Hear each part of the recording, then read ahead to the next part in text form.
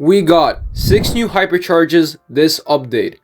Do you look at them and wonder which hypercharges you should be getting because you can only buy some of them? Well, in today's video, I'll be telling you the best hypercharges from this update, and I'll explain my reasoning to why I think those are the best hypercharges. So, without wasting your time, let's get straight into the video. Alright, so to start off, I'm going to go in an order from bottom to top. So number 6 will be the lowest and number 1 will be the best. So starting at number 6, we got Penny's Hypercharge. Now the thing about Penny is that Penny is not good in general. So a lot of people don't even use her, and her Hypercharge will not save her from becoming any better. Now I noticed the Hypercharge is kind of in a 1-2 pattern. So I was thinking if the hypercharge just shoots 2 of them at the same time, it's kind of bad because it just shoot at one enemy or something like that. But I noticed that they actually made it pretty smart. It's in a 1-2 movement.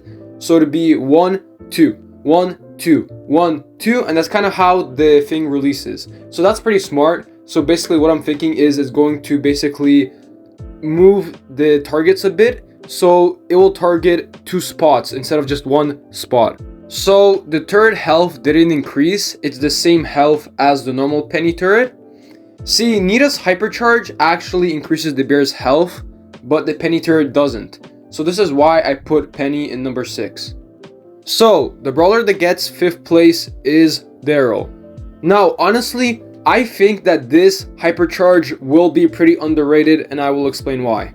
Now the thing is, when I was inspecting the gameplay, I noticed that it only damages enemies for 600 health, so that is pretty bad.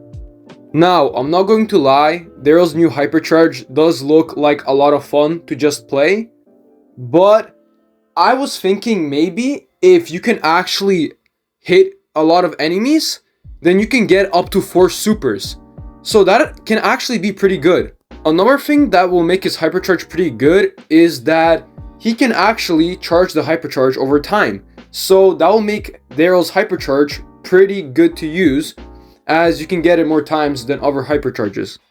Now, for most of you that don't play Brawl Stars that much, I'm basically saying that there are some brawlers that have mechanics that charges super over time, and one of those brawlers is Daryl. Another example I can say is Edgar. Yeah, so that's the reason I put Daryl at number 5. Honestly, he can even go to number 4, but we gotta see how it's like. It's kind of hard to predict how good the hypercharges will be without seeing, but I honestly think that he's going to stay on the number 5 spot of the new hypercharges. So for brawler number 4, we have 8-bit. Now honestly, I think this hypercharge is a bit overrated. Now what I mean by this is, I noticed that the turret doesn't do that much damage. One shot of a bullet basically only does 240 damage, which is not a lot. What I think that ability will be most used for is not allowing the enemy's team to heal. That is what I think the ability is going to be used for the most. And also I can see people using that ability a lot on heist maps, but like, you're gonna waste a super first of all. Second of all, it doesn't do that much damage, and third of all, the shooting rate is pretty slow. It's not like the fastest. The reason Jessie is so good in heist is because she has a gadget which gives her turret the ability to shoot faster. Without that gadget, her turret is pretty useless. Like, it's not that good except for using it as a body shield. But yeah, this is why I put 8-bit at number 4. Honestly, Daryl couldn't have also been number 4, but I think that the 8-bit ability will be kind of more useful, because you can miss Daryl's shots, but you can use 8-bit's new ability, or the Hypercharge ability, to just not let enemies heal. But another thing that can be bad is, since the shooting rate is kind of slow, it will probably also not hit enemies. So yeah. So in the number 3 spot, we have Otis. Now honestly, I think that this Hypercharge is going to be pretty underrated. Now, what his Hypercharge ability does, it basically stuns the enemy when he uses his super. The thing is, we do not know how long it stuns the enemy for. Now, I tried inspecting the clip and seeing how long the stun is for, but actually the brawler died before I could even see how long the stun is for.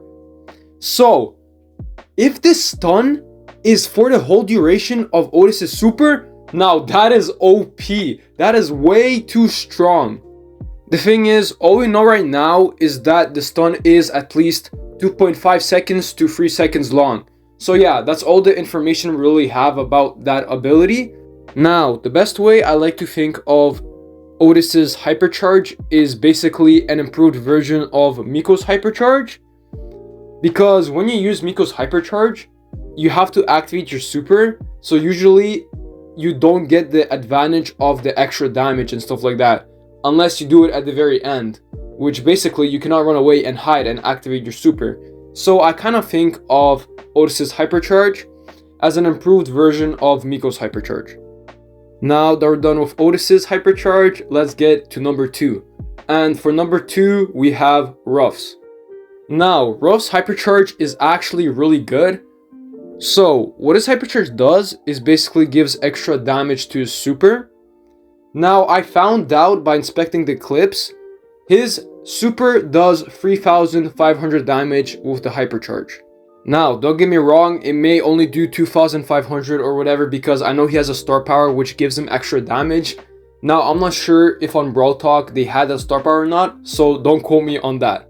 Now, another thing that Ruffs' Hypercharge does, it charges your allies' Hypercharge also when they pick up that shield item. Now, what I love about this Hypercharge is it actually makes Ruffs a support brawler, unlike Kit. Kit is not support, but Ruffs is like a support. And the Hypercharge is just really good. Like, it gives you extra damage. Also, it gives your allies a boost to get their Hypercharges. And that's why I put Ruffs at number 2. The only one that's left is number 1 spot. And the number 1 spot goes to Stu. Now, Stu's new Hypercharge is so good. It is basically his mutation. And if you played Stu during mutations, he was so good. Like, he was actually broken, especially because he has Gesso heal. And when you spam his super, you can just heal up pretty quickly. And that just makes him so good. His mutation was so good that Brawl Stars had to nerf the healing. And basically, it gave less heals after Brawl Stars nerfed it. The thing is, will they nerf the healing when he is in Hypercharge form? Now, that's very interesting to me. Honestly, I don't think they're gonna nerf the healing for when he activates his Hypercharge. And the reason I think they won't is because when he had his mutation, he had his super forever. But because of the Hypercharge, he has his super for a time limit. So there's a time limit with his Hypercharge, and with mutations, there was no time limit. So I honestly don't think they're going to nerf the healing thing again. And if you guys don't know what I mean by healing, is his star power that he has. One of his star powers allows him to heal when he uses his super. Now, which Hypercharges should you buy? Honestly, if you're going for meta-wise, you should probably get Stu's and Ruffs. Now, if you just want to buy the Hypercharges to have fun, I would suggest buying Stu's, of course, because he has infinite supers, and how is that not fun? Another one is Daryl's. That one looks really fun and really satisfying to just watch. If you're a solo showdown player, then I would suggest buying Otis's Hypercharge and Stu's Hypercharge. The reason I think Otis's Hypercharge would be pretty good is because of the stun, of course. Like, that stun is going to be so OP. Just imagine people are beside the storm and you just stun them. Like, game over for them. Now, for Stu, just imagine it's the end game and everyone starts fighting. And if you're getting targeted, or if you are about to get targeted, you can just activate your Hypercharge and go to the storm until your Hypercharge ends. And yeah, that will guarantee you at least I think spot number 2 or 3. That Hypercharge is going to be crazy, I'm telling you. Now, honestly, I think people that are gonna buy Penny's and Daryl's Hypercharges are people that are big fans of Penny and Daryl.